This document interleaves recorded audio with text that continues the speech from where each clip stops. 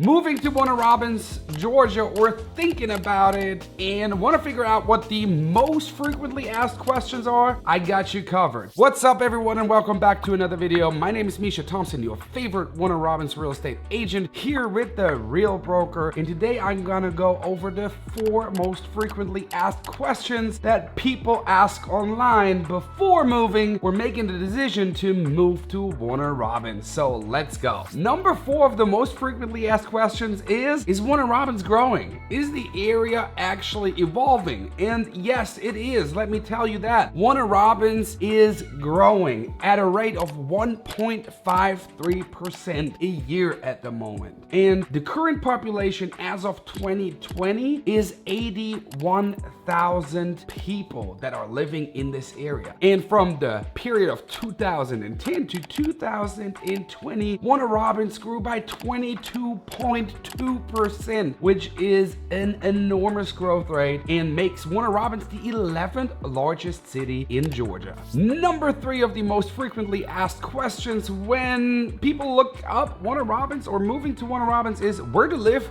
when moving to Robins Air Force Base. Well, Warner Robins is the home of Robins Air Force Base, and Warner Robins is a military town. So therefore, a lot of folks are looking up where to live when PCSing to Robins Air Force Base. Robins Air Force Base is actually the largest employer in Houston County, and it is one of the largest maintainer air bases of the United States Air Force. So if you're moving to Robins Air Force Base, if you're PCSing, or if you found a civilian job at Robins Air Force Base, since it's the largest employer in the county, you could also get a civilian job there, of course. And I made a video about that if you want to check it out. But if you are looking to move here, there are multiple areas you can move to. There's Warner Robins itself. There's Centerville, Byron, Perry, Kathleen, and Bonaire, as well as Cochran and Hawkinsville a little bit further outside. But most people that I work with, they are looking into the Warner Robins, Centerville, Byron, Kathleen, and Bonaire area. And Bonaire and Kathleen are probably the most desired areas for people moving because of Robins Air Force Base over the last 2 years. So if you're moving down to Warner Robins or you're looking into getting a job here, those are the areas you should look into. Number 2 on the list, and that's probably one of the most important questions, is Warner Robins actually a good place to raise your family? And from my perspective and from my client's perspective, it is. Also, we do have numerous crazy drivers out here, but I guess that's everywhere in the United States. Warner Robins is a great place to raise your family with a still very low cost of living rate compared to other cities and states. Warner Robins is great to raise your family. With multiple different nice and diverse neighborhoods, Warner Robins can be the perfect place for you. And we have a lot to offer. There is a lot of stuff that you can do as a family within Warner Robins or outside of Warner Robins if you want to take a weekend trip. Since Warner Robins is so centrally located here in Middle Georgia, if you want to go to Savannah and hit the beach, 2 hours. Hit Atlanta and see the aquarium and all the museums and stuff, 2 hours. If you want to drive to Destin, Florida on the beach, it's about 4 hours. If you want to visit Orlando and go to Disney World, because it can get more family oriented,